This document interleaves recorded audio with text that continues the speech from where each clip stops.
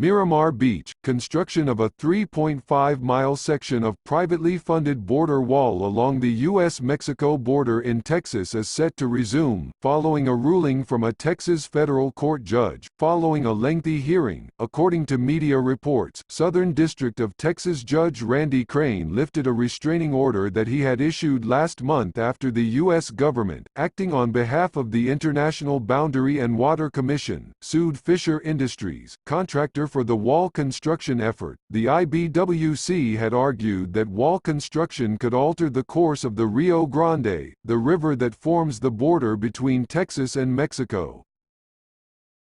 Local wounded warrior hits Snags with private border wall effort. Also Thursday, Crane rejected a request for a restraining order against the wall construction effort by the North American Butterfly Association, which operates the National Butterfly Center, a 100-acre nature preserve adjacent to the wall construction site. Brian Kolfage, the local wounded warrior behind the nonprofit We Build the Wall Inc., a Florida-based nonprofit that is part of the private border wall construction effort along the Rio Grande in Mission, Texas, said Friday that work on the 3.5-mile section of wall should be completed in 8 days.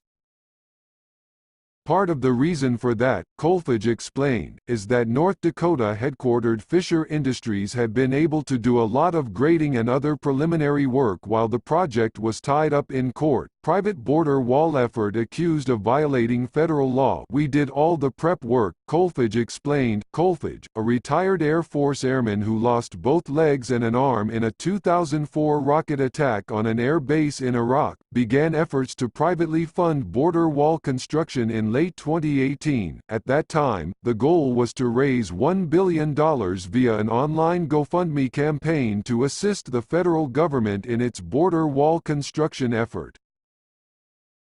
Weeks later, far short of the goal, the effort shifted to a private funding and construction effort through the nonprofit We Build the Wall, Inc., headed by Kolfage. We Build the Wall I's second section of private border barrier. At one point, the nonprofit had $25 million in funds and pledges, but it currently has just $8 million on hand. According to Kolfage, the nonprofit fully funded a nearly 1-mile section of the wall built last year near Sunland Park, New Mexico, at a cost of nearly $8 million. According to Kolfage, currently, We Build the Wall Inc. is slated to provide $8 million in funding to the current project in Mission, Texas, according to Kolfage, with Fisher Industries covering the remainder of the $40 million cost.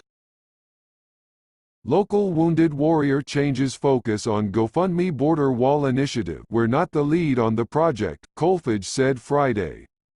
This is Tommy Fisher's project. Efforts to reach Fisher, president of Fisher Industries, for comment on Friday were unsuccessful. Going forward, Kolfage said, We Build the Wall likely will take a similar approach with future construction projects, partnering with landowners and others interested in building the border wall rather than leading construction efforts. Certain landowners might want to get involved themselves, Kolfage said, even as he contended that We Build the Wall is still doing a really good job with fundraising. The ultimate endgame is just to build the wall, Kolfage said.